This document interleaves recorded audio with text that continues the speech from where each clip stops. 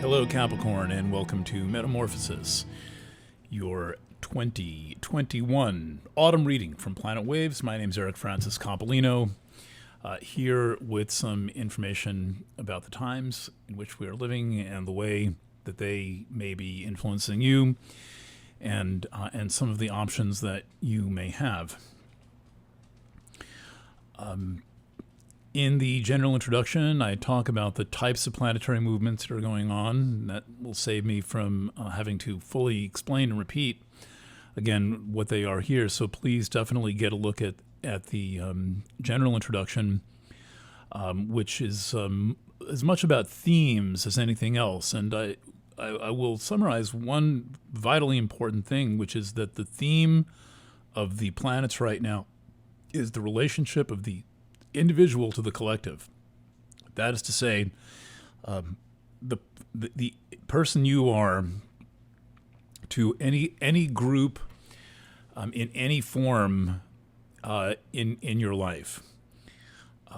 There are powerful highlights coming out of the sign Aquarius, and Aquarius is the sign about where the individual meets the group, and it's also the sign where the group takes undue power over the collective, and it is also the sign where certain individuals can hijack groups and essentially get them to do things that they would not normally do because the people in the group are not necessarily fully awake. And so that's the process of waking up. That's where we are at, is about waking up to your individuality or giving away your power. And sadly, we live in a society where we are conditioned almost all the time to give away our power, and it's very difficult to talk to people about this because to have the conversation at all, there's a premise that it's happening, and most people don't like to think that it's happening, and I think there is another premise that we don't like to acknowledge, which is the extent to which people will lie to gain an advantage of some kind. I'm reminded of how this works in families because I'm rereading East of Eden by John Steinbeck, a book I haven't read since I was a teenager. And I thought I would give it another read. I have Steinbeck to thank for the fact that I'm a writer. It was Steinbeck who made it seem like it was a thing worth doing. I was always good at it, but seeing Steinbeck at work, like that, this is the thing to do. And in East of Eden, there's a child being confronted by the fact that his father has lied to him. A friend, a peer, a young girl he likes a lot,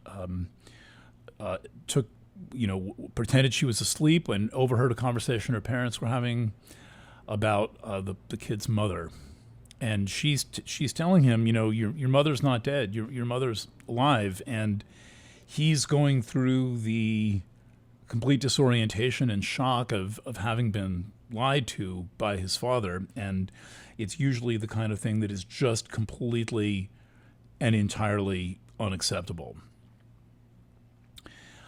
To the point where we would just say, well, that's not happening. And the way this works for adults is we think, well,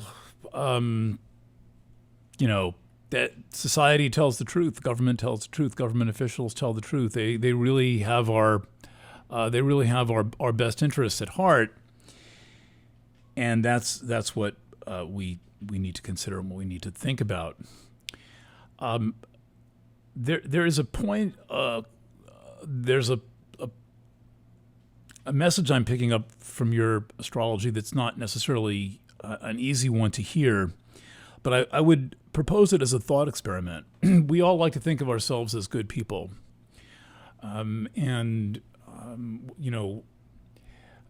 Even people who are really not good people have a way of thinking themselves as doing, oh, well, at least it was for some good, at least it was for some good purpose. Oh, well, I enslaved 100,000 of my employees, but the result is, we have cars or something like this. And I want to propose as a thought experiment that you suspend judgment on whether you're a good people and, person and not assume that you are, because assuming that you are will prevent you from doing any of the necessary work to make sure that you are actually doing the right thing and that you are living values that you actually affirm.